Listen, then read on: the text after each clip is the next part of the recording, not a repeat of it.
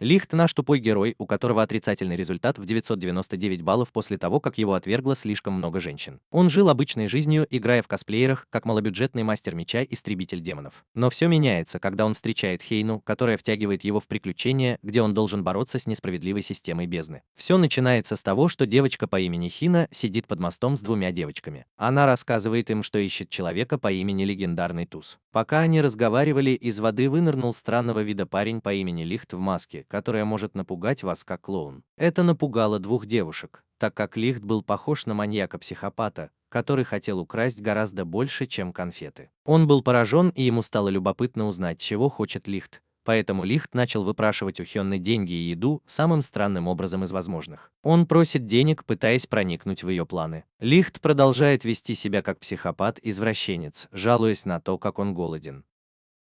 Нана бьет его по лицу и убегает, но в итоге за ней гонится Лихт. Пока Хейна бежит и зовет на помощь, ее спасает посол Мелан, леди по имени Нана, которая, оказывается, отправила Лихта с поручением, а также управляет рестораном «Укротитель еды». Лихт продолжает делать ставки на еду у Наны и Хины, но Нана отказывается, так как считает его ленивым извращенцем, который не хочет работать. Ханна разговорилась с Наной о том, как ее мать исчезла под землей, но Нана сказала, что ее утащили в пропасть. Нана объяснила, что у каждого человека при рождении есть свой номер, который что-то значит. Когда этот номер доходит до нуля, человека утаскивают в пропасть. Она сказала Ханне, что нужно всегда следить за тем, чтобы номер не уменьшался. Нана спросила, что означает номер Ханны, и та ответила, что это расстояние, которое она прошла. Нана удивилась, потому что у нее был номер 441, а это означало, что она прошла больше, чем показывал ее спирометр. Тем временем Хённа сказала Нанё, что она прошла так много, потому что искала легендарного туза, как и просила ее мать, когда ее утащили в пропасть. Но Нана сказала, что это сказка. Ханна была разочарована и уже собиралась уходить, когда ее остановила группа мужчин с человеком, который выдавал себя за легендарного туза. Она подумала, что это тот самый легендарный туз, которого она искала, и расплакалась, не в силах сдержаться. Мужчина сказал, что он военный хирург, и попросил Ханну пойти с ними, но Нане это не понравилось, она не хотела идти с военными. Тем временем Нана забеспокоилась и спросила, все ли в порядке с Хенной, потому что Лик рассказал ей о группе самозванцев, которые выдают себя за легендарных тузов и творят ужасные вещи с женщинами. Тем временем главный хирург загнал Хинну в угол в комнате, но невежественная Нина еще не знала, что происходит. Она достала хрустальный шар, называемый бюллетенем, на котором было написано 1000. Когда старший сержант увидел это, он захотел отобрать его у Хинны силой, поэтому он выхватил свой меч и напал на нее. Пустоголовая Хинна не понимала, что происходит, но она смогла остановить его атаки, потому что существовало правило, согласно которому ты не можешь ослушаться кого-либо с более высоким показателем, чем у вас, что означало, что у Ханны было больше показателей, чем у хирурга. Затем он вызвал ее на военную дуэль под названием «Звездный кол», где ее номер был на кону, и если она проигрывала, то когда он избивал ее, она молила о пощаде, что согласно правилам давало ему доступ к ее счету. Используя этот метод, он сократил ее количество до единицы. Хирург раскрывает правду о том, что он был не легендарным асом, а извращенным подонком, любящим интриги. Он также сказал ей, что она отправилась в бессмысленное путешествие, поскольку все легендарные асы должно быть уже умерли. Это разочаровывает Хну, поэтому он требует у нее бюллетень, когда она решает. Внезапно Лихт влетает как бюджетник из Walmart в маске всемогущего и бросает ему вызов на главный приз. Хирург смеется над Лихтом, потому что у него показатель минус 999, а это значит, что ему в конце концов нечего было ставить. Хирург атакует Лихта различными атаками, но Лихт не сопротивляется, а лежит на земле как картофелина в своей странной маске и гигантском плюшевый мишка. Хирург и его товарищи скоро поймут, что Лихт – любитель баллад. Затем Лихт обращается к Хине, говоря, что больше не нужно искать тузов, потому что они убийцы. После его прекрасной речи маска Лихта спадает из-за всех атак, которые он выдержал, и как у любого персонажа аниме в маске. Его лицо невероятно красивое, и, вероятно, он скрывал его, потому что оно было божественно прекрасным. Хирург убедил своих товарищей, что Лихт не тот, за кого себя выдает, и они напали на него, но не смогли его схватить, потому что он уклонялся от них с невероятной скоростью, как отец-неудачник, избегающий элементов. Это было так быстро, что никто из смертных не мог его увидеть. Лихт почти не атаковал, но хирург не мог вынести его присутствие. следствия, когда Лихт подошел к нему и попросил вернуть деньги, которые он незаконно забрал у Хёны. Даже понимая, что ему не справиться с Лихтом, хирург продолжал бессмысленно нападать на него, а Лихт уклонялся от его атак, словно участвовал в танцевальном батле. Лихт добивает хирурга и взлетает в воздух с Ханной на руках.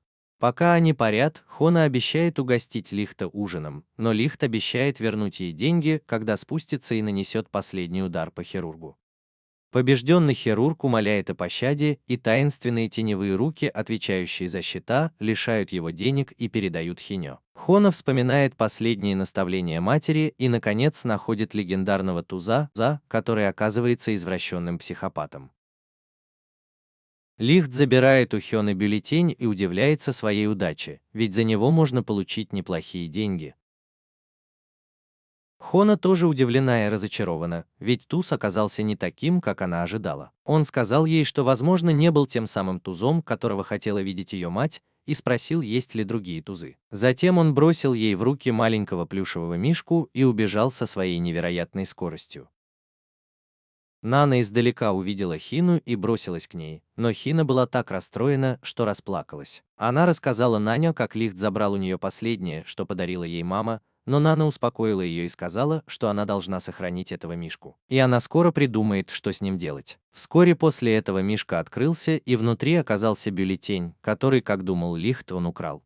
Она была так счастлива, что побежала за ним, надеясь догнать. Когда она наконец догнала его, он уже уезжал из города на повозке. Она бежала за ним, умоляя его остаться и вернуться, но все было напрасно. Когда он уехал, она осталась одна и плакала, а один из товарищей хирурга подошел к ней, чтобы поблагодарить, так как он был двойным агентом, посланным найти тузов, и предложил ей помощь. Его миссия была выполнена. На следующий день военная полиция пришла к Нанё, чтобы узнать, где Лихт, но она сказала, что давно его не видела. Тем временем двум офицерам, сержанту Лайн и сержанту Пелли, было приказано задержать Лихта, если они его увидят. Сержант Лайн любит помогать людям, и ее счет растет, когда она помогает тем, кто действительно в этом нуждается. Поэтому хирург говорит ей, что она должна помогать только тем, кто отчаянно нуждается в помощи. Когда они наконец решили выполнить приказ, они увидели Лихта, который сидел и прятал лицо за еще одной странной маской. Сержант Лайн задержал его, но Лихт заявил, что это не он на плакате, и, всхлипывая, показал свой отрицательный результат теста на ковид, а потом пересчитал пальцы на руках. У него даже была заготовлена история, и он объяснил, что его результат – это результат количества женщин, которые ему отказали. Он всхлипывал, как капризный ребенок, которого не пригласили на свидание. Хирург предложил Леон помочь Лихту со свиданием, потому что он очень в этом нуждался, ведь это увеличило бы ее счет. Леон неохотно согласилась, а Пелли тайно подсказывала Лихту, как себя вести. Свидание продолжалось, и Лихт повел Лин на жуткий мост, надеясь, что они сблизятся. Когда они шли по мосту, он сломался, и, как и ожидалось, Лихт не упустил возможности вести себя как извращенец. Когда Лин чуть не упала, Лихт протянул руки, чтобы поймать ее. Сержанту Лайн стало неловко, и он хотел закончить свидание, но Лихт продолжал всхлипывать. Это заставило Лайн продолжить свидание, и как следствие ее счет увеличился. Пелли предложила Леон перейти на более высокий уровень, к прикосновениям. Лихт услышал это и продемонстрировал свои навыки, и, к удивлению, счет Лин продолжал расти, а это очень помогало нашему извращенцу Лихту. Сержант Пелли устал от игр и сказал Леон, что Лихт и есть тот парень с плаката. Леон была шокирована и ударила его ногой, но он увернулся с молниеносной скоростью. Она продолжала бить его, но он только уворачивался и смотрел на Леон. К тому времени, как она это поняла, она уже смутилась и не могла больше сопротивляться. Леон не мог не задаваться вопросом, что за парень этот Лик, ведь на нем не было ни царапины после всех ее ударов. Но Лик сказал ей, что она оставила ему царапину на сердце, когда он подошел к ней с таким сексуальным взглядом. Он заставил ее смутиться, и она погрузилась в мир Лулу, где мечтала о свадьбе с Лихтом. К тому времени, как она пришла в себя, Лихт уже ушел. Тем временем Хённа работает официанткой в таверне Наны и не может не беспокоиться о Лихте. Нана замечает мужчину за столиком и удивляется, что это лейтенант. Лейтенант спрашивает о Лихте, показывая ей плакат, но она утверждает, что не видела его. Лейтенант не верит ей и с помощью магии прижимает ее к полу. Он снова спрашивает ее, и она говорит, что Лихт отправился на восток. Лейтенант приказывает своим людям идти на запад, потому что не верит на нее, после чего взрывом отправляет Хейну и Нану в полет и разрушает таверну. После взрыва Нана объясняет, что это наказание за голосование. Пока Пел и Леон раздают листовки, Леон жалуется на свою форму с мини-юбкой и погружается в свой воображаемый мир, где мечтает о разных формах одежды, которые у нее могли бы быть, если бы она смогла поймать Лихта и получить повышение. Лихт внезапно появляется из ниоткуда и предлагает помочь Леон раздать листовки. Она понимает, что это Лихт, и начинает его преследовать, но он исчезает. Тем временем Ханна беспокоится о Лихте и хочет найти способ сообщить ему о лейтенанте, но Нана говорит, что им нужно время, чтобы восстановить бар, потому что ей нужно, чтобы бар приносил доход. Лихт прячется на возвышенности и наблюдает, как сержант Лайон и Пелес ищут его, а он наслаждается игрой в прятки. Лайон наступает на детскую куклу и ломает ей шею. Ребенок расстраивается и начинает плакать. Лайон извиняется и пытается починить куклу, узнав, что это подарок от матери ребенка. Понаблюдав немного, Лихт выходит из укрытия в своей фальшивой маске хаганского воина и помогает Лайон починить куклу, а потом показывает ей свое красивое лицо. Сержант Лайон на мгновение замирает, думая, что это какая-то знаменитость из кей-поп, но приходит в себя и снова начинает его преследовать. Лихту нравится эта погоня, потому что он знает, что девушки бегают за ним, несмотря ни на что. Лихт замечает что-то странное и внезапно останавливается, но Лайон продолжает бежать, потому что из-под земли внезапно появляются шипы, и Лихт теряет сознание. Оказывается, это нападение было организовано лейтенантом Джейлом, который вместе со своими людьми догнал Лихта. Лайон подбегает к нему, чтобы проверить, все ли с ним в порядке, и говорит, что ей приказали схватить его, а не убивать. Но Джейл говорит, что Лихт притворяется, и это оказывается правдой, потому что Лихт встает и снимает маску. Итак, лейтенант Джейл приказал своим людям напасть на Лихта. Они все бросают в него копья, но он уклоняется от всех атак. К сожалению, сержант Леон чуть не попала в самую гущу сражения, но Лихт спас ее с помощью огромной ложки, которую он все это время носил с собой. В ходе атаки Лихт достал спрятанный в ложке меч и сделал 2 удара, которые уничтожили всех людей Джейла. Лейтенант Джейл входит в комнату и говорит, что сам разберется с Лихтом. Затем он просит сержанта Леон рассказать о текущей миссии, и она сообщает, что их задача – арестовать незаконных владельцев бюллетеней. И объясняет, что бюллетени – это документы, которые могут быть использованы только военными. Она также объясняет, что бюллетени обладают уникальными свойствами и могут быть активированы владельцами. Лихт не мог не заметить разницу в количестве бюллетеней и сказал, что сражаться с ним неразумно. Но Джилл доказала, что он ошибается, и вызвала темную волну силы, которая застала Лихта врасплох. Джилл бросила в него темную волну силы, но Лихт быстро улетел, уклонившись от атаки. Но Джилл не сдавалась и продолжала атаковать Лихта металлическими шипами, которые появлялись из-под земли. Он уклонялся от ее атак, не хотел сражаться с Джилл, но в итоге продемонстрировал свою невероятную скорость, которая делала его невидимым. Джилл предположила, что он собирается напасть, но Лихт воспользовался моментом и попытался сбежать, как испуганная старушка. Но Джилл последовала за ним и атаковала в воздухе, отбросив его на землю. Лихт был удивлен, что уровень силы Джилл не соответствовал ее количеству баллов. Он создает вокруг себя и Лихта металлическую клетку и показывает, что его настоящее число 12,5. Он утверждает, что скрывал это, чтобы не получить повышение по службе и не сидеть за столом, потому что ему нравится сражаться и применять насилие. Лихт понимает, что лейтенант Джейл – сильный противник, и ему, возможно, придется несладко. Джейл создает металлический объект и направляет его на Лихта, но тот отбивает его мечом. Лайк пытается помочь Лихту, но ее грудь слишком большая, чтобы пролезть в клетку, созданную Джейлом. Лихт блокирует его удар, и Джейл посылает еще один, который сбивает его с ног. Лик решает усилить натиск, когда Джейл насмехается над его боевыми навыками. Он создает мощный импульс и взмывает в воздух. Люди вокруг поражены и советуют лейтенанту Джейлу отступить, потому что атака может быть слишком сильной.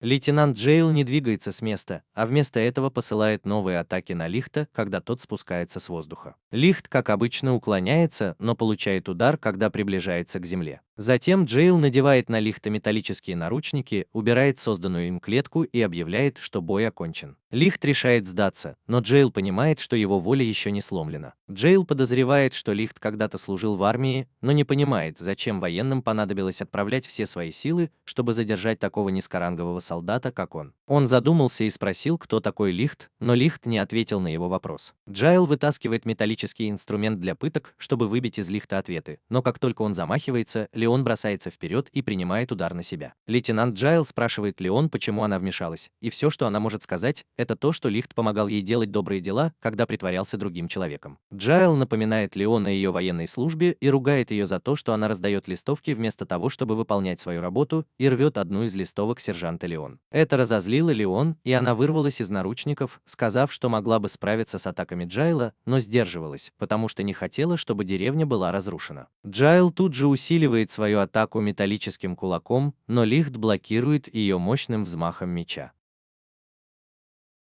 От столкновения образуется большая трещина в земле. Лихт требует извинений за то, что Джайл плохо отзывался о Лине, и усиливает удар, отчего трещина становится еще больше и Лина падает. Лихт бросается к Лине и спасает ее в мгновение ока, хотя она в шоке, когда они зависают в воздухе. Внезапно появляется лейтенант Джайл, и Лихт бросает Лину ему, используя это как возможность сбежать, пока Джайл не пострадал. Позже мы видим одержимого мастом Лихта в жуткой маске, когда он вдруг замечает Хину, стоящую на вершине холма. Это пугает Лихта, когда она подходит к нему, радуясь, что наконец-то нашла его. Лихт так удивился, что притворился одиноким вороном, который просто пролетал мимо и попытался сбежать. Но Хина схватила его за шарф и сказала, что знает, кто он такой. Она наконец-то сняла с него маску, и на ее лице отразилась радость. Он не понимал, как Хана его нашла, но она сказала, что это была интуиция. Лику стало смешно, и он рассмеялся, а Нана помахала им обеим, потому что тоже была рада видеть Лика. Лик хотел взять еду в таверне, но Нана дала ему пощечину и назвала безработным извращенцем, который не заслуживает ничего хорошего, пока не заплатит. Она велела ему пойти за дровами вместе с Ханой. Пока они собирали дрова, Хана отругала Лика за то, что он обманул ее и ушел, не поужинав с ней, как они договаривались. Лик пытался оправдаться, но Хина достала угощения, которые приготовила специально для него. Лик извинился, но Хина сказала, что просто рада его видеть. Они попытались разделить еду, но большая деревянная механическая птица пролетела над ними, подняв ветер. Они удивились, увидев, что девочка по имени Пема пытается заставить ее летать. Лик сказал, что птица сейчас упадет в канаву. Пема в итоге упала в канаву, но Лик успел ее поймать. Когда они оказываются в безопасности, Тумель ведет себя не как человек, который только что избежал смерти, а даже начинает приставать к Лихт, потому что думает, что она умеет летать. И начинает трогать ее, и впервые извращенка Лихт чувствует себя неловко рядом с девушкой. Затем Хома приводит Лихт и Хинну в свою мастерскую, где показывает им летательный аппарат, который она построила, и рассказывает о своей мечте однажды перелететь через горы. Она также удивляется, почему у нее не получается, и что она делает не так. Оказывается, Лихт не такая уж и тупая, потому что она легко исправила ошибки в ее конструкции. Расставшись с ней, Лихт начинает сомневаться, правильно ли он поступил, помогая ей, ведь летать — это преступление. Но Хинна хвалит Лихт за то, что он сделал что-то хорошее для Помо. Лихт благодарит Хинну за добрые слова, и они оба краснеют.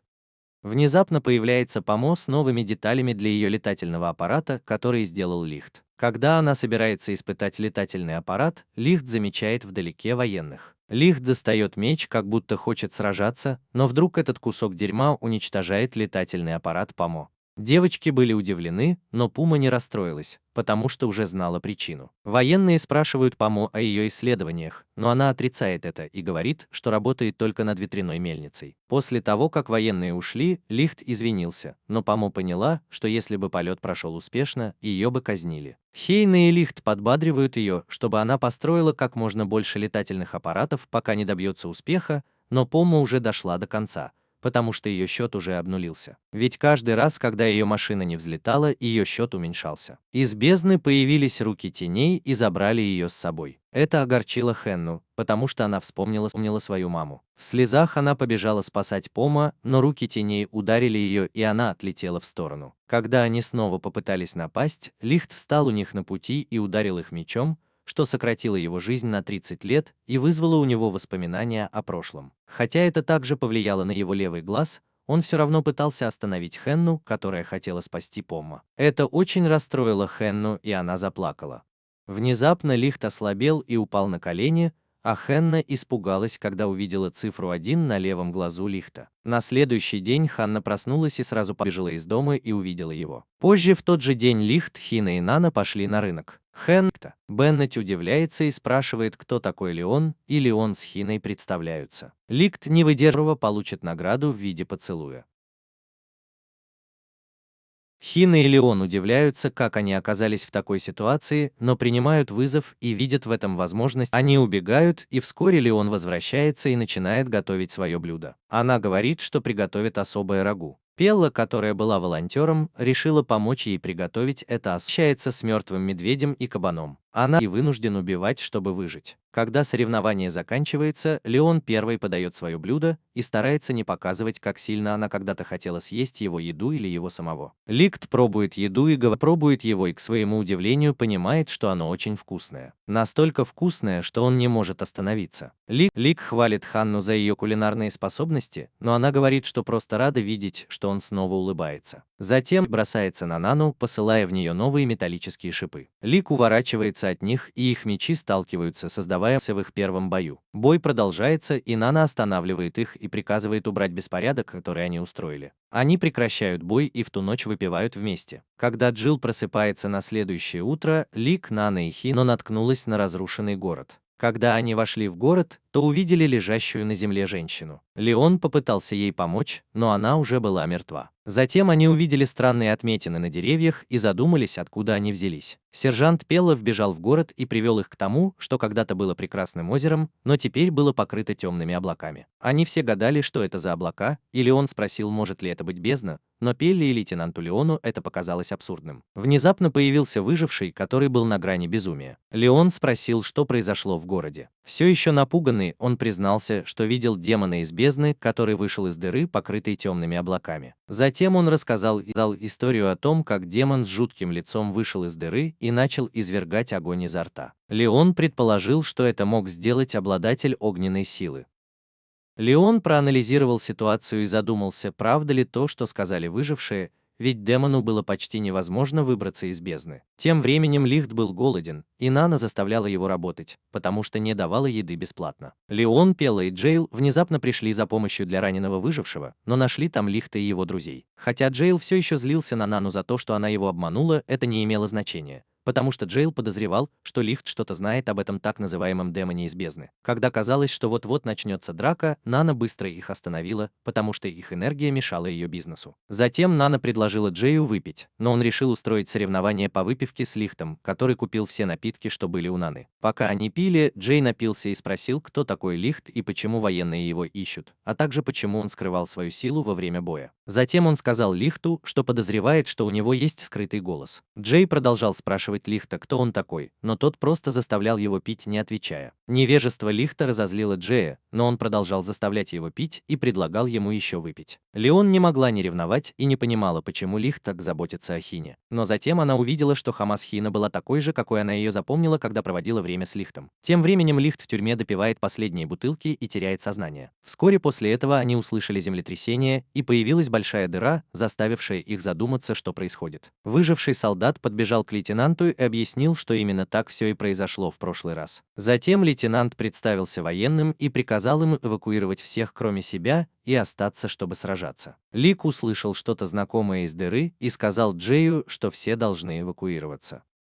Джей схватил Лика за шарф и спросил, знает ли он что-нибудь об их нынешнем положении. Из темной дыры выплыло темное облако, и Лик удивился, как это возможно, и тут из темной дыры вылетела металлическая летающая машина, напугав всех. Эта машина кажется Лику знакомой, но прежде чем он успевает подумать, она открывает огонь, но Джайл быстро создает какой-то предмет, который блокирует атаку. Затем машина разворачивается и снова атакует, но на этот раз ракета взрывается. Лик злится, и его аура меняется, когда он берет свой меч. Нана говорит Лику, чтобы он не сдавался, но он просит ее не вмешиваться, надевает маску и напоминает Ханне, что она хотела узнать, кто он такой. Затем он сказал, что он грабитель и его цель забрать все, что есть у страны. Лик подходит к Мидзуке, чтобы дать ей бой, которого она хочет, и перед началом они выстраивают свои звезды в линию, как это принято в боях, когда один из участников – вор звезд. Бой начинается, Мидзука атакует, но Лик уклоняется от всех ее ударов, пока один из них не сбивает его с ног. Хина и Нана не могут не анализировать бой, и Хина видит, что у Мидзуки больше очков, чем у Лика, и надеется, что Лик выживет. Пеле думает иначе, наблюдая за боем, и говорит, что Лик каким-то образом сдерживает свои истинные силы, потому что даже если у него меньше очков, чем у его противников, он сражается с ними на равных. Тем временем Лик немного устал, но использует кровь на своих руках, чтобы нарисовать на маске знаки воина. Хина спрашивает, тот ли это Лик, которого она знала, и вдруг от него исходит мощная волна энергии. Когда энергия усилилась, его счет стал увеличиваться в геометрической прогрессии, и его поведение изменилось. Мизука не сразу поняла, что корабль вот-вот станет реальностью. Она улыбнулась и радостно сказала, что хотела бы, чтобы Лихт был тем, кто убил ее. Затем она попыталась вернуться в бой, но Лихта нигде не было видно. Ее охватил страх, когда Лихт начал двигаться как призрак и начал избивать ее до полусмерти. Ад в очереди стоял там, пораженный тем, что Лихт смог выстоять против Мизуки, но Ханна отказывалась верить, что жаждущий крови Лихт был тем же Лихтом, которого она знала. Затем Нана велит им убираться как можно дальше от Лихта, поскольку великая сила начинает подавлять Лихт. Затем Нана объясняет, что если Лихт выпустит свою силу, то им завладеет другая личность, и это будет человек, движимый желанием убивать. Он продолжает нападать на Мизуку, и ему достаточно одной атаки, чтобы сбить ее с ног, так как количество ее жертв начинает резко уменьшаться. Оказывается, в нее вселилась другая личность, заставляющая ее без особых усилий вести себя так, словно Гитлер был ее образцом для подражания. Когда она просыпается, она задается вопросом, где она находится, и впадает в панику из-за того, что ее руки в крови. Затем Нана рассказывает историю о том, что Мизука всегда была добрым человеком в группе тузов. Затем она сказала, что кто-то накачал Мизуку наркотиками, чтобы раскрыть ее способности туза, чтобы она напала на Лихта и заставила его снова превратиться в убийцу, которым он был. Тем временем Лихт все еще не утратил свой инстинкт убийцы. Карос. Кросс-кросс.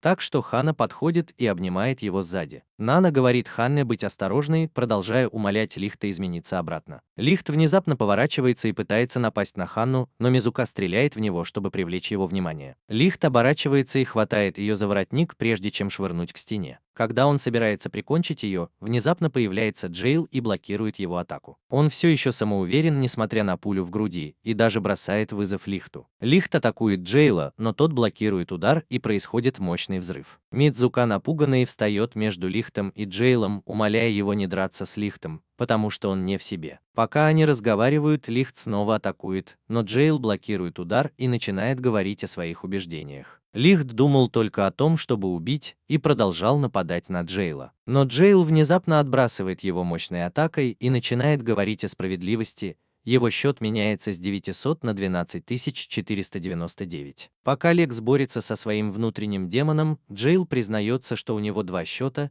и показывает скрытый счет в другой перчатке, который равен 45. Лихт бросается на Джейла, но тот уже вызвал металлического зверя, чтобы сразиться с ним. Лихт и зверь сходятся в схватке, но зверь побеждает Лихта одним ударом.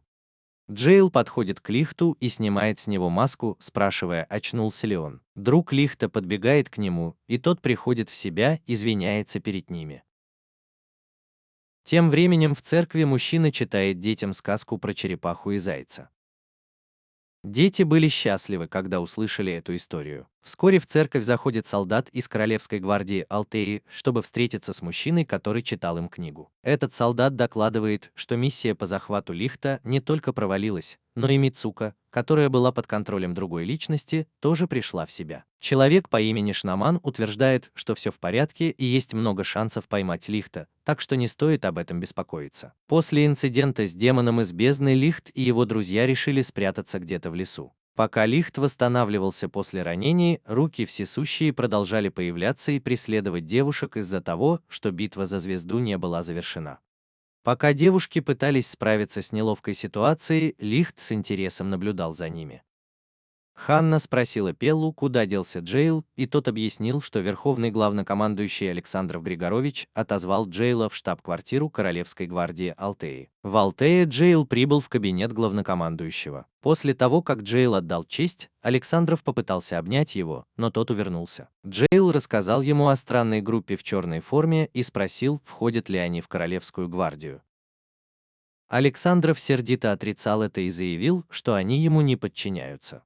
Это смутило Джейла, и он спросил, почему эта группа не подчиняется ему. На что Александров ответил, что это разные фракции, занимающиеся убийствами и шпионажем, известные как спецслужбы. Джейл хотел задать еще один вопрос, но прежде чем он успел заговорить, Александров сказал, что знает, что Джейл хочет спросить его о Лихте и его истинной личности. И понял, что не сможет долго хранить свой секрет. Александров объясняет, что хотя он и не знал всех подробностей, легендарные красные бароны, также известные как асы, были созданы как массовое оружие для войны. А Лихт был командиром войск. Джейл считает это нелепым и говорит, что человек не может прожить 300 лет. Поэтому Александров объяснил, что они перестали стареть в какой-то момент из-за своего статуса массового оружия. Затем Александров спрашивает, не скрывал ли он Лихта, зная, что если он не жниот, его счет уменьшится, так как ложь противоречит его убеждениям, которые лежат в основе его счета. Джейл отвечает, и Александров замечает, что счет Джейла уменьшился до 12,498.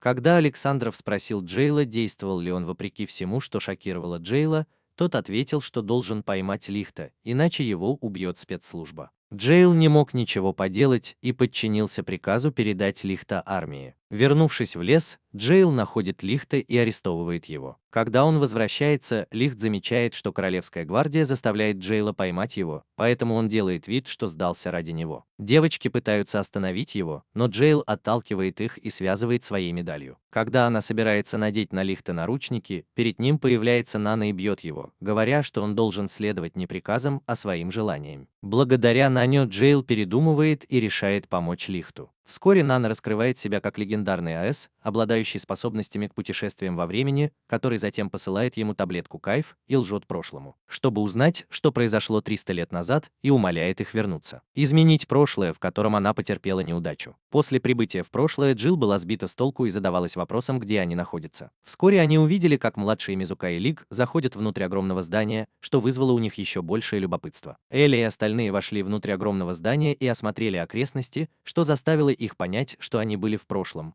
хотя технологии, похоже, также намного более продвинуты. Джилл задается вопросом, был ли тот черноволосый парень, которого они видели раньше, моложе ее, потому что он совсем не был похож на себя нынешнего. Он также задается вопросом, почему технологии в прошлом были намного более продвинутыми, чем в настоящее время. Джейл и остальные последовали за другими людьми на церемонию зачисления и вскоре обнаружили, что огромное здание было учебным заведением. Пока они осматривались, высокий уродливый чувак толкнул Хейну, и она упала на землю, что так разозлило Лайон, что она попыталась заставить парня извиниться. Однако высокий парень велел Лайон заткнуться и дал ей пощечину. Тюрьма и пела, а затем пошел вперед, чтобы защитить девочек от этого парня. Когда тюрьма пытается напасть на высокого парня, он понимает, что у него нет избирательного бюллетеня, а это значит, что он не может использовать свои металлические способности. Из-за этого он был беззащитен, так как вместо этого получил удар от высокого парня. Когда парень двинулся, чтобы ударить его еще раз, появилась Мизука, чтобы остановить его. Выяснилось, что высокого парня зовут «Сделай и прими Тору». Он спросил Мидзуку, неужели ей так нравится, когда над ней издеваются, раз она сама попросила его остановиться. Мидзука начала паниковать, но тут вошел мужчина с деревянным мечом по имени Сакай Токики и сказал Текаури, чтобы тот прекратил, потому что он выставляет себя дураком. Джайл встал и сказал Токики, чтобы тот не вмешивался, потому что он сам справится с Тайкой Торой. Токики не согласился и заявил, что должен стоять здесь и защищать девушек и чудаков, которые нарядились солдатами, что разозлило Джайла. Вскоре Ханна услышала, как кто-то комментирует происходящее, и, оглянувшись, увидела, что Лик смотрит на нее.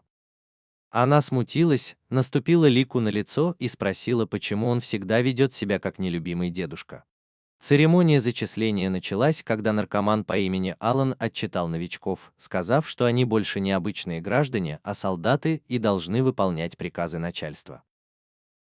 Розововолосая женщина Ференда сказала Алану, чтобы он говорил вежливо и не пугал новичков, что его разозлило. Когда все отдали честь, Шмоман вышел на сцену и начал читать книгу сказок про черепаху и зайца, что всех смутило.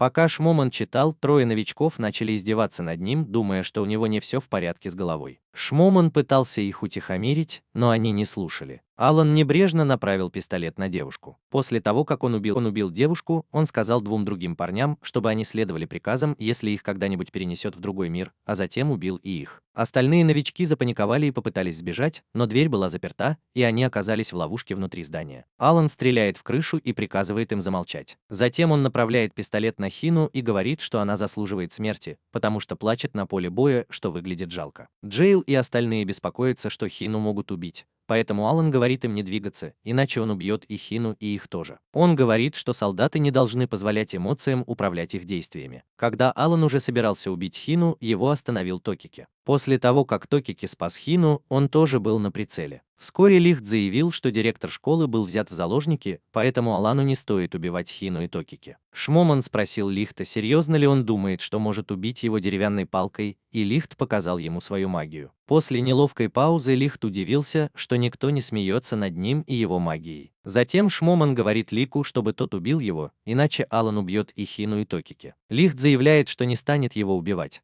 потому что насилие – это плохо. Услышав его слова, Хина и остальные понимают, что он действительно Лихт из настоящего времени. Шульман говорит, что у него не будет выбора, кроме как убить всех на церемонии. И это пугает всех, кроме Лихта, у которого стальные нервы.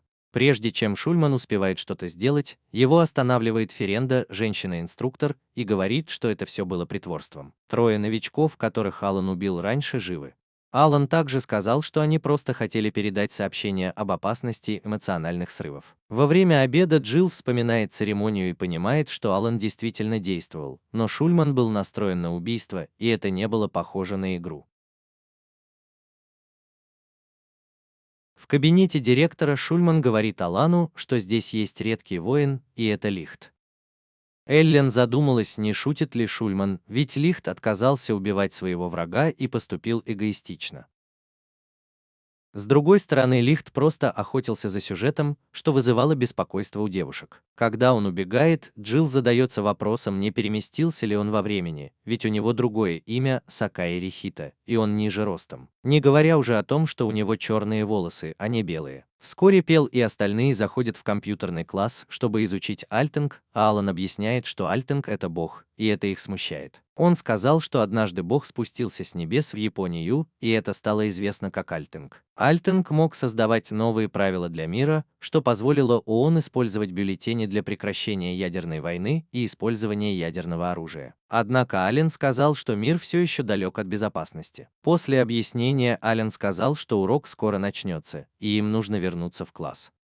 После ухода Алана Джилл и остальные начинают расспрашивать о происхождении Альтинга. Аллен сказал, что, возможно, человечество установило правило и то, что люди всегда отправляются в бездну, когда их счет достигает нуля, с помощью Альтинга. Джейл и остальные начинают подозревать, что эта школа может быть связана с происхождением Алтеи, и поэтому они должны убедиться, что на все их вопросы ответят. Хина рада, что все они учатся в одном классе, кроме Джейла и Токика, которые сидят рядом и постоянно спорят, обсуждая, кто из преподавателей будет их учить. Лайн сказала, что хочет, чтобы ее учила Ференда, потому что она выглядит милой и доброй, а Джейл и Токик выбрали Алана. Хелен спросила Аннет, все ли с ней в порядке, потому что если она останется в школе, ее будут обучать как солдата, и она только сейчас это поняла и испугалась. Вкладное, что он услышал, это упоминание имени Алтеи, что вызывает его исключат. Если ученик наберет 10 звезд, он закончит школу и сразу же пойдет в армию. Когда он добавил, что преподаватели будут проверять больше звезд. И тот объяснил, что ученики хотели получить звезду более эффективным способом, им пришлось бы сразиться с другим учеником на дуэли. В кабинете директора Аллен спросил Шульмана, почему он не дал Рио звезд, и тот объяснил, что хотел проверить Рио и посмотреть, как он справится с ситуацией. На второй день, когда девочки принимают ванну, Рио подглядывает за ними в ванной, что приводит в ярость остальных учениц. На третий день Рио все еще не получил ни одной звезды.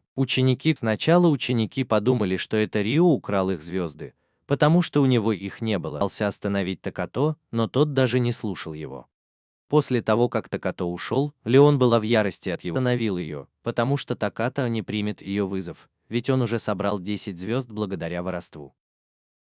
Вскоре после этого Джилл отдает одну из своих звезд Мицуке, а Хина собирается отдать Такикасу ее звезды, потому что его тоже украли. В этот момент другой парень просит звезду, и Такикас просит Хину отдать ее ему. В 18 часов ровно Таката уже предвкушал, что же можно сделать, чтобы остановить хулигана. Несмотря на то, что ему досталось, Рихита продолжал улыбаться, и они решили, что он, наверное, повредил голову во время драки. Потом пришел Шмоман и спросил Таката, где его звезды, украл их и отдал Токики и другим ученикам. Теперь у Таката осталось только 2 звезды, и ему пришлось остаться в школе. Он отдал несколько звезд Джею и объяснил, что они изначально предназначены солдатам. Как обычно, Рио шпионил за девушками, когда они принимали ванну, но убегал, когда его замечали. Из-за его действий власти объявили, что накажут весь класс, если не найдут виновного. Токика решил сам найти виновного, но Рихита сказал ему выдать себя за виновного, что он и сделал, чтобы спасти свой класс. Затем Рита умоляет Такики не проводить расследование, чтобы его не раскрыли как настоящего преступника. К сожалению, Рита попался в ловушку, которую Алан устроил с помощью простого трюка и держит его в руках как трофей. Вскоре после этого ученики оказываются в лесу, думая, что это тренировка на выживание. Рита, не теряя времени, возвращается к своим извращенным привычкам и фотографирует грудь девушки. Они смущаются, но потом задумываются, будут ли они смущаться и дальше, даже когда дело дойдет до битвы, и решают показать Рихито свою грудь. Но поведение Рихито внезапно меняется, и он снимает куртку, чтобы прикрыть ее. Затем Рихито спрашивает их, хотят ли они стать офицерами, потому что им придется принимать трудные решения, например, убивать кого-то. Этот вопрос возвращает девушку к реальности, и она говорит, что у нее нет выбора, кроме как служить в армии. Входит Шмальман и говорит, что может сделать из них армию, которой не придется никого убивать, и все, что им нужно делать, это усердно работать и быть сильнее любого противника, с которым они столкнутся. Это подняло им настроение, и они решили попробовать, а Джилл подумала, что парень просто пытается их обмануть. Джилл подслушивает и слышит, как Шмальман, Алан, Дэви и Фернандо обсуждают эксперимент с тузами. Затем Алан слышит какие-то звуки и подозревает, что что-то не так, и выходит проверить, но его спасает маленькая Нана. Она приводит его в свою комнату и говорит, что если его поймают, то убьют. Затем Нана говорит ему, что получила письмо от себя из будущего, в котором говорится, что она пришлет кого-то к ней в будущем. Джейл удивлен и спрашивает, не является ли она Наной из будущего. Она отвечает, что была первым супергероем, которого они создали, и рассказывает ему о людях, которые обладали необычными способностями, но не участвовали в выборах. Шульман был одним из них. Она также говорит, что для создания супергероев использовали кровь Шульмана, но все дети, над которыми проводили эксперименты, кроме нее, погибли. Следующим, кому сделали операцию, был Лихт. Джейл не может понять, хотела ли Нана из будущего, чтобы они остановили операцию, поэтому он задает Нане несколько вопросов, чтобы узнать, что она хочет изменить в будущем. Но она говорит, что ее будущее «я» не дало ей эту информацию. Когда Джейлу пора было уходить, Нана дала ему устройство, которое прислало ее будущее «я». В нем была причина, по которой она отправила Джейла в прошлое. Джейл просит Нану пойти с ним, потому что маленькой девочке нельзя оставаться одной. Но она отказывается, потому что это слишком сильно изменит будущее. Он уходит и обещает вернуться в будущее и играть с Наной сколько душе угодно. Перед тем, как уйти, Алан замечает его и направляет пистолет ему в голову, говоря, что он покойник, потому что вторгся на чужую территорию. Чтобы изменить будущее, Джейл нападает на Алана, но тот блокирует его и сбивает с ног, ударив пистолетом по голове. Джейл думает, что делать дальше, но Алан, кажется, уже знает, что он хочет сделать. Этот сценарий показался Джейлу знакомым, потому что Алан был его приемным отцом Александровым. Затем Алан спрашивает, кто он такой и из какой армии, прежде чем убить его. Джилл решает рискнуть и представляется, говоря, что он из Королевской гвардии Алтеи, которой командует Александров. Алан сразу понимает, что это дело рук Наны. Позже Джилл рассказывает ему, что Нана отправила его и еще троих изменить будущее, поэтому Алан уходит и говорит, что они должны явиться к нему на следующий день. Вскоре после этого Алан приводит Джилла и остальных в место, где показывает им, в каком мире они живут и как сильно его нужно спасать.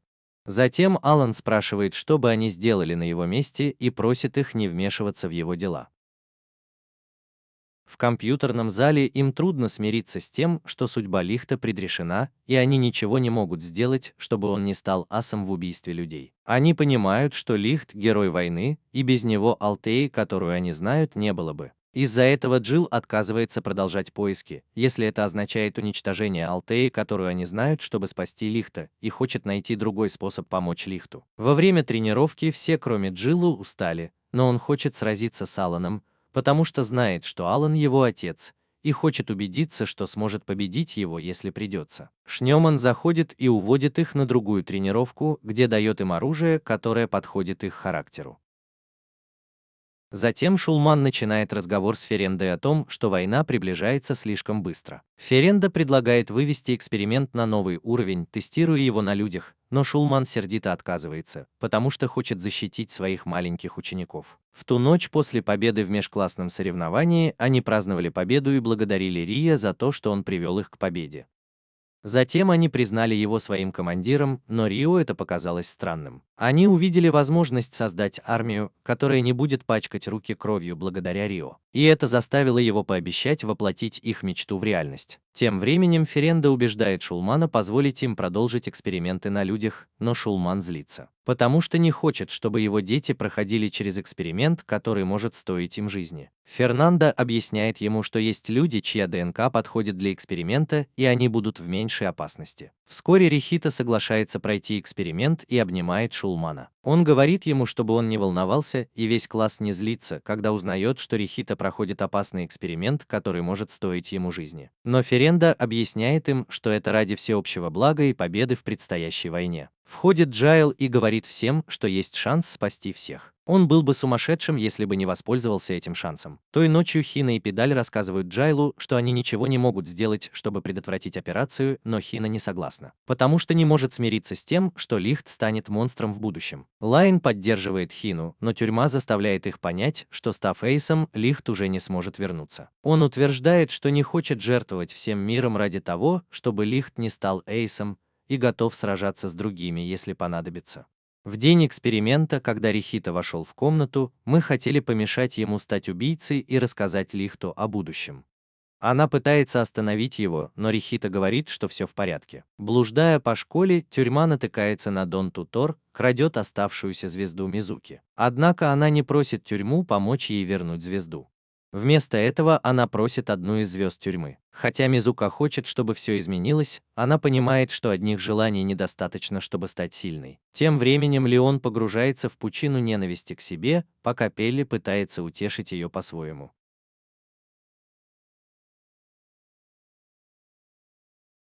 Объясняя, что в ее природе помогать людям, даже если эта помощь в конечном итоге принесет больше вреда, чем пользы. Несмотря на свое противоположное мировоззрение, он находит это достойным восхищения. Он призывает ее не меняться, потому что есть люди, которые понимают ее ценность. Но как только романтический момент был близок, их прервала Хина.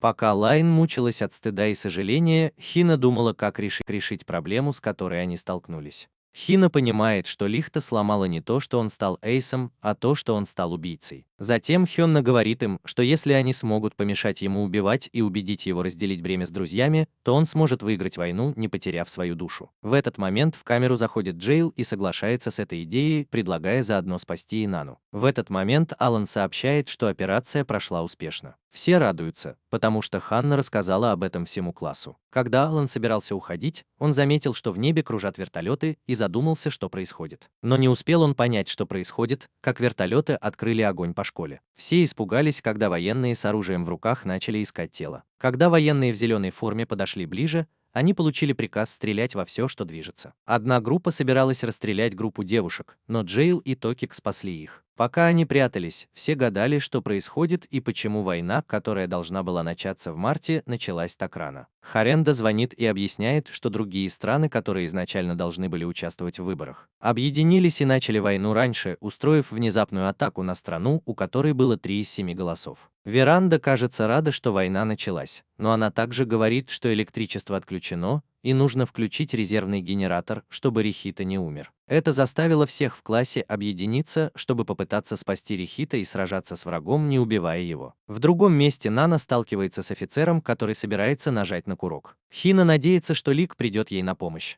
Но когда они возвращаются в лабораторию, волосы Лика становятся седыми. Студенты успешно включают резервное питание, и состояние Рида снова стабилизируется. Процедура быстро заканчивается, и Рида просыпается. Ему дают меч, который является точной копией меча из сериала, чтобы усилить его способности. Затем он объясняет, что для того, чтобы меч работал, нужно вложить в него свою силу, и рассказывает, что такое сила и как ее использовать. После этого Рио летит на поле боя, и происходит мощный взрыв. Солдаты противника не понимают, что это было, пока не видят, что это Рио. Они открывают по нему огонь, но пули не могут его ранить, потому что он видит все в замедленном темпе. Когда он приближается к солдатам, они понимают, что он главный герой сериала, а они просто неудачные НПК, созданные для его сюжетной линии.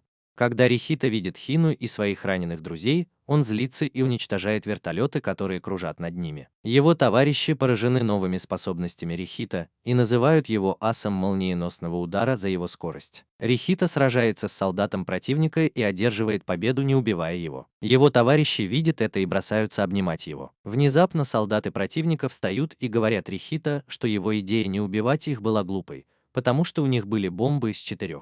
Рихита внезапно выхватил детонатор из телах рук главаря и раздавил его, но у них был запасной план, и они сказали Рихита, что уже заложили ядерную бомбу в школе. А детонаторы спрятали в своих телах, и если он хочет кого-то, может просто убить их и перестать вести себя как мальчишка с глупыми идеалами. Мужчина пытается спровоцировать Рихита, чтобы тот убил их, но Рихита достает свой меч и просит их уйти, обещая, что не будет их преследовать. Мужчина говорит ему, что спасать жизни бесполезно, потому что они все равно умрут от голода. Он продолжает говорить, что мир уже не спасти.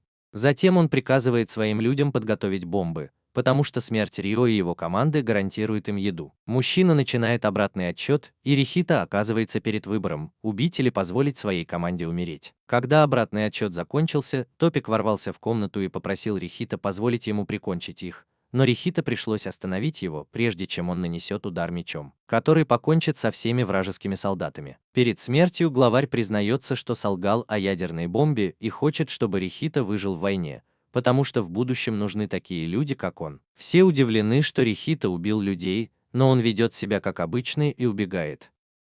Некоторые из его товарищей по команде рады, что Рихита снова стал самим собой, но Хённа так не считает и идет за ним. Она находит Рихита в отчаянии, и он сожалеет о том, что убил человека. Тем временем пришло время для тюрьмы и возвращения остальных в будущее. Джейл прощается с Токи, пока Ханна пытается подобрать правильные слова, чтобы Рио не стал убийцей. После того, как Джейл и остальные ушли, Такэтора и остальные члены команды гадали, что произошло и как Джейл и остальные попали в прошлое. Входит Рио и говорит, что они встретятся в будущем, потому что теперь они друзья. Затем Нанна рассказывает, как начались войны отходов, как Лик сражался в одиночку и потерял способность улыбаться из-за всех тягот войны. Она также рассказывает об Алане, Такэторе и Мицуке, которые в итоге стали тузами, но это не сняло бремя с Лихта, потому что он поклялся убивать, чтобы его друзья не убивали. Она также рассказывает о том, как после войны в воздухе появилась новая Алтея, а старый город под ней исчез. После войны все новые жители нового Алтиума должны были платить налоги, а старый город, где произошла война отходов, стал бездной. Через несколько лет Лихт не постарел и отказался снимать маску. Нанна предположила, что Лихт никогда не снимет маску, потому что она напоминала ему о войне и всех зверствах, которые он совершил. Затем Нанна говорит, почему она хотела изменить прошлое, чтобы Лихт не сожалел об этом. В настоящем Хейне Джейл, Лайн и Пелли вернулись, и Хина внезапно уходит искать Лихта. Нанна принесла напитки, чтобы отпраздновать их возвращение, но все выглядели подавленными. Нанна пытается заставить Джейла выпить, забирая у него стакан. Джейл просит вернуть ему очки и отказывается пить, но Нанна напоминает ему о его обещании, данном в прошлом. Наконец-то она повеселилась и заставила всех пить алкоголь. Вдруг Хённа приносит лайм и открывает свои дыни, как будто это шведский стол, чтобы все могли попробовать. Это похоже на ярмарку дынь, но вместо того, чтобы порадовать Лихта, он начинает плакать, как ребенок над дынями. Тем временем Нана немного расстроена, потому что чувствует, что она одна из причин, по которой Лихт не может забыть о войне. Джейл понимает это и возвращает Лихта к реальности, показывая ему видео, где Нанак заботится о нем. Лихт бросается к ней и обнимает, говоря, что он не снял маску из-за нее, но не знал, какое выражение лица ему нужно было бы сделать, если бы он ее снял. Пока они гуляют по лесу, Хённа нападает на Лихта с помощью разных ловушек. Потом Хённа плачет и спрашивает Лихта, почему он избегал ее, и думает, что Лихт ее ненавидит. Но Лихт говорит ей, что это не так, и спрашивает, как зовут ее мать. Лихт рассказал, что знал, что мать Ханны звали Сукина Фараон, и объяснил, что Сукина жила 300 лет назад, как и он. Рассказывая о прошлом Сукины, он упоминает, что знал, что Хайна была ее дочерью, когда они впервые встретились, потому что знал ее имя и то, что оно было написано кандзи, а не латиницей, как принято в Алтее. Он также говорит, что ее отец был Сакаи Токики, которого он убил, и это была еще одна причина, по которой он чувствовал отчаяние на протяжении 300 лет. Позже Хана, Лайон, Пелли и Нана теряют сознание от вина, которое подмешал Лихт, и он говорит им, что уходит, чтобы победить спецслужбу. Когда Лихт уже собирался уходить, он услышал, как кто-то велел ему остановиться, и понял, что это был Джейл, который не поддался действию наркотика. Тем временем спецслужба начала убивать командиров армии из Королевской гвардии, чтобы заставить Александрова Григорьевича отдать 3 бюллетеня, которые у него были. Когда секретарь Аарон обсуждал с ним ситуацию, Александров заметил, что в последнее время многие члены Королевской гвардии умирают от какой-то странной болезни. Но каждый раз, когда они пытаются расследовать это, спецслужба сразу же раскрывает дело и утверждает, что это несчастный случай. Позже Александров созвал 3 великих генералов на совещание, где они обсуждали, должны ли члены Королевской гвардии отдать свои бюллетени спецслужбе. Во время совещания генерал Роберт Лайтнинг и Ней поддержали решение отдать бюллетени. Поскольку все, что поддерживает существование Алтеи, постепенно исчезает, 5 лет назад бюллетени спецслужбы были украдены. После недавнего инцидента с демоном бездны казалось, что Алтея вот-вот рухнет в пропасть. Поэтому они должны как можно скорее восстановить поддержку, пока не стало слишком поздно. Однако генерал Ванвич был против этой идеи, но ему объяснили, что их решение приведет к войне между спецслужбой и Королевской гвардией. Роберт заявил, что у них не будет проблем с ними, если он отправит свою армию в бой. В лесу Лихт и Джейл спорят друг с другом. Джейл вспоминает, что Лихт сказал тогда, когда заявил, что хочет украсть все у Алтеи. Это значит, что Лихт хотел украсть бюллетени у спецслужбы и Королевской гвардии, чтобы Алтея проиграла. Как солдат Королевской гвардии, Джейл решает защитить Алтею, даже если для этого придется сразиться с Лихтом. Но Лихт объяснил, что должен выполнить свою миссию, потому что это единственный способ искупить вину за создание Алтеи. Лихт попросил Джейла защитить Хину и остальных, но Джейл отказался и сказал, что Лихт должен сделать это сам. Но Лихт заявил, что не может. Направляясь к базе спецслужбы, он говорит, что хочет снова увидеть Хину и остаться с ней, когда все закончится. На следующее утро Шмоман сообщает своим приспешникам, что Лихт идет к ним. Никола говорит, что они готовы остановить Лихта, как только Шмоман отдаст приказ. Но Шмоман говорит, что в этом нет необходимости, потому что он уже послал одного из шпионов сделать это за него. В лесу все приходят в себя после действия наркотика и узнают, что Лихт и Джейл ушли. Когда он объясняет, что Лихт, скорее всего, отправился в Алтею один, они немедленно отправляются на поиски. Когда Лихт собирался покинуть заброшенную столицу Хофнам, он заметил, что кто-то приближается, и гравитация прижала его к земле. Гравитационный пользователь оказывается естественным врагом Лика, и его удар не действует на гравитацию. Гравитационный пользователь оказывается Токаторой, тяжелым бароном. Он использует свою гравитацию, чтобы разрушить крышу разрушенного дома, и камни падают на Лика. Пока падают камни, Токатора говорит, что не ненавидит Лика, но не позволит ему уничтожить Алтею, поэтому Лик должен умереть. Несмотря на свое положение, он думает только о том, чтобы в последний раз поговорить с Хиной, потому что чувствует, что она, должно быть, ненавидит его за то, что он ушел. В это же время Хина и остальные прибывают в заброшенную столицу Хофнунг в надежде найти Лика, но узнают, что он уже мертв. Пока они оплакивают его смерть, шпион из спецслужбы приходит, чтобы их схватить. В Алтее Джейл только что прибыл в Королевский дворец, чтобы встретиться с Александровым. После разговора с секретарем Аароном Джейл пинает дверь Александрова, которая открывается и ударяет его по голове, когда он спрашивает, знает ли он разницу между добром и злом. Александров показывает фотографию вертолета, который участвовал в инциденте с демоном бездны, и говорит о новой войне, призывая Джейла быть готовым. Джейл признается, что хочет рискнуть своими звездами, и спрашивает Александрова, почему тот предал класс 300 лет назад. Эписта Александра назвал Джейла дерьмовым четырехглазым и принял его вызов на звездную битву. Бой начинается, и когда Александров наносит удар ногой, Джейл уклоняется и бьет его в подбородок, что удивляет Александрова. Ведь он сражался с ним 300 лет назад, чтобы найти его слабое место. В конце концов, Джейл проигрывает, и его счет уменьшается до 1. После боя Александров рассказывает Джейлу о своем прошлом и о том, как его настоящая семья была убита много лет назад. Услышав его историю, Джейл встает, весь избитый, но все еще хочет продолжить бой, что сбивает старика с толку. Затем Александров увольняет Джейла из армии и приказывает ему исчезнуть. Вернувшись в заброшенную столицу, Хина и остальные проснулись и поняли, что на них надеты наручники. Сначала Текура удивляется, почему Хина и остальные появились в его воспоминаниях, но потом понимает, что это сделала Нана. Затем Текура спрашивает, где Мидзука, и пытается использовать свою гравитацию, чтобы заставить их ответить. В этот момент шпион из спецслужбы сообщает Текуре, что кто-то идет. Прежде чем этот человек вошел, он предупредил их, чтобы они следили за тем, что говорят, если хотят сохранить свои головы. Внезапно входит Шульман, и Хина и остальные шокированы. Увидев их лица, Шульман заметил, что с его памятью что-то не так, и вскоре понял, что это сделала Нана. Хайне противостоит Шульману, спрашивая, почему он предал Лихта и класс А, хотя все тогда так верили его словам.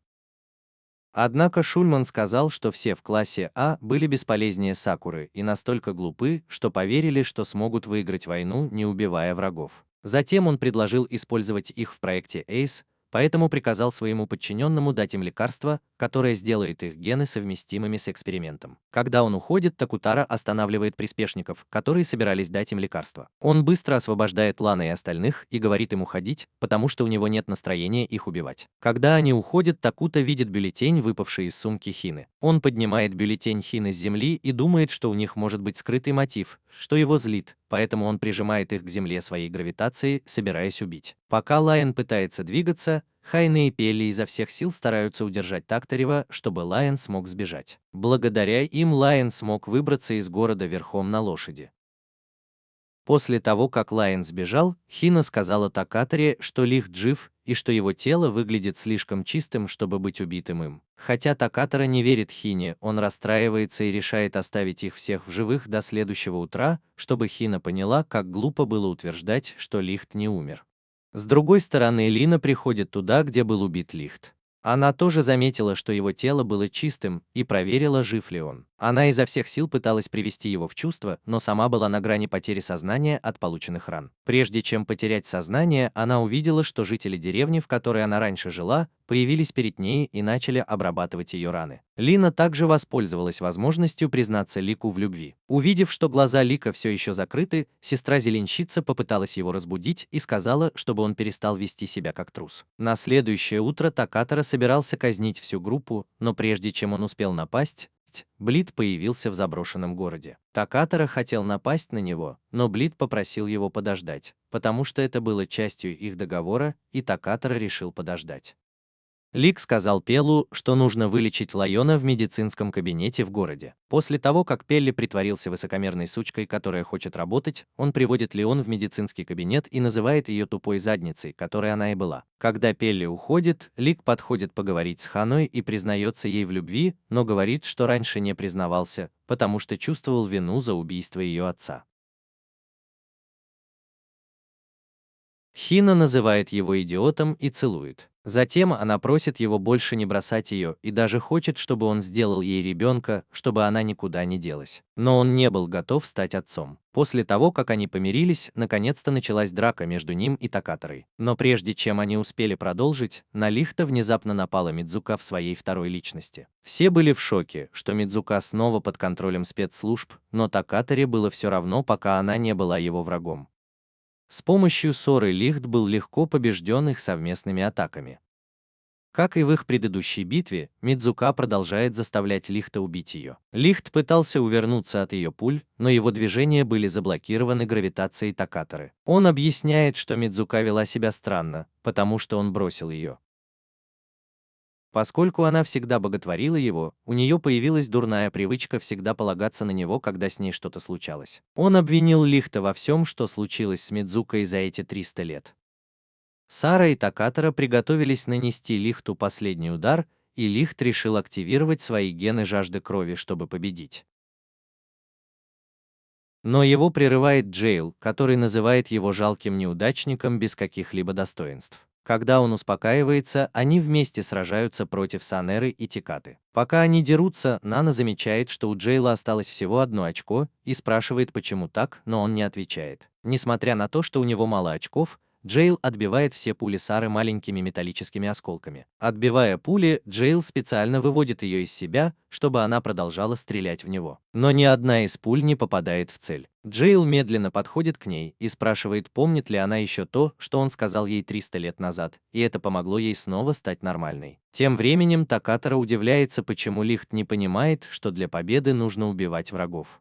Лихт говорит, что стремление убивать и воровать силой приведет только к новым войнам, а не к миру во всем мире. Поэтому он создаст армию, которая не убивает, и закончит войну по-хорошему. Он добавляет, что хотел создать правильный путь для человечества, уничтожив Алтею. В этот момент Такетара устал от его сказочных историй и приготовился прикончить его раз и навсегда. Такетара создал несколько зеленых шаров, окруживших Лихта, и увидев, что тот не понимает, что это, Мидзука предупреждает Лихта, чтобы тот убегал. Потому что зеленые шары — это последняя атака Тикаты. Лихт пытается подпрыгнуть как можно выше, но Тиката раскрывает, что зеленые шары — это черная дыра. Лихт изо всех сил пытается убежать, но его движения замедляются, и он оказывается поглощен. После того, как Лихта поглотили, Тиката говорит ему, что он может отдохнуть с миром и уничтожить черную сферу рукой. Лихт просыпает место, где он умрет. Вскоре он понимает, что с ним говорит его маска, и вскоре в этом мире появляются маски других баронов, в том числе маска Лика, который винит себя в том, что война за власть закончилась именно так. Он пытался критикуют его действия и говорят ему сдаться и умереть. Он пытается оправдаться, но безуспешно, и вскоре они убеждают его, что его решение убить всех было неправильным. Тогда он сдается и решает умереть в одиночестве. В реальном мире Хина и остальные спрашивают Такатару, где Лихт, и он объясняет, что тот попал в гравитационную яму, где и погиб.